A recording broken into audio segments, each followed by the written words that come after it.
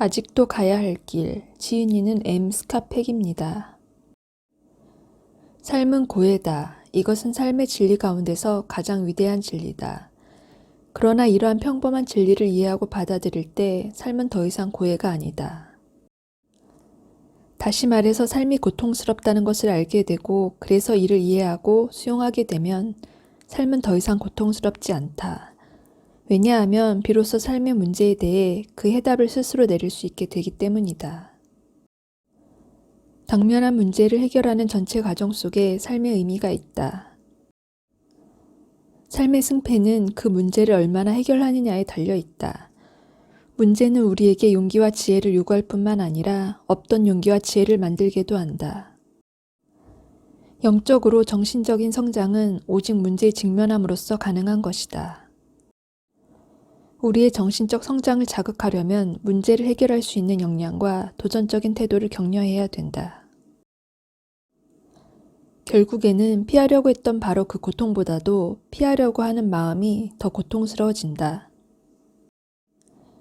신경증 자체가 가장 큰 문제가 되는 것이다.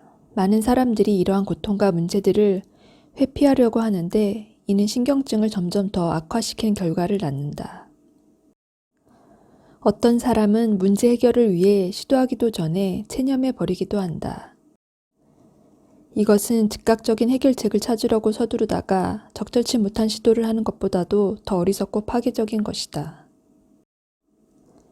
그러한 패배의식은 누구에게나 있고 세계 어디를 가나 마찬가지다. 이는 문제가 저절로 사라져 버리기를 바라는 소극적인 태도이다. 문제는 그대로 사라져 버리지 않는다. 문제는 직면해서 해결을 하지 않으면 그대로 남는 것이며 영원히 정신적인 성장과 발전의 장애가 되고 만다.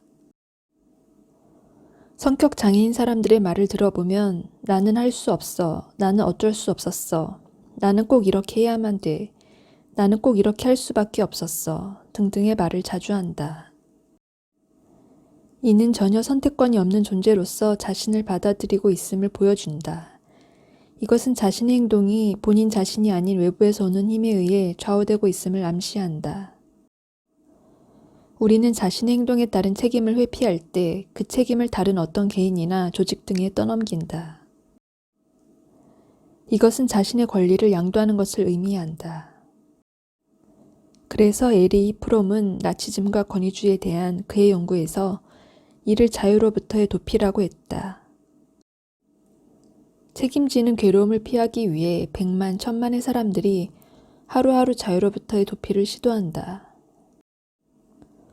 우리의 삶이 건실하게 되고 정신의 성장을 이루게 하기 위해서는 진실에 충실해야 한다. 진실이란 현실 그대로이기 때문에 이 점은 명백한 사실이다. 거짓은 현실이 아니다. 우리가 세계 현실을 보다 명확히 볼수록 우리는 세상을 살아가는 데보다 나은 준비를 갖추게 된다. 현실에 대한 우리의 견해란 지도와 같아서 그걸 지표로 삶의 모든 영역을 판단하게 된다. 만일 지도가 참되고 정확하다면 우리는 우리가 어디에 있는지 알게 되고 어떤 곳에 가야 할 때는 어떻게 그곳에 도달할 것인지 알게 될 것이다.